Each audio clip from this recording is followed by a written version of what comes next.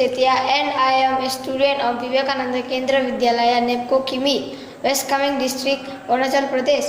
I want to tell you the review of the book, which name is Once Upon a Time in Monsoon, which I read last month. Written by Ruskin Bond. This book is very famous and popular.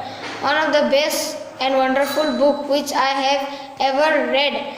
This has 14 contents and total number of pages are 111.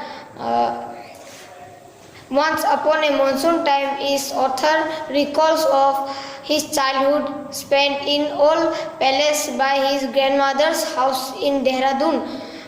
This book is aimed at helping children to develop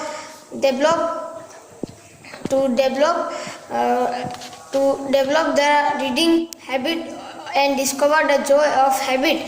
So I have read this book and the price of this book is only 130 rupees.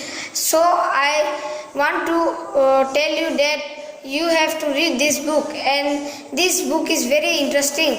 So you read this book and tell me how interesting is this. And I want to read more stories of Ruskin Bond. Thank you.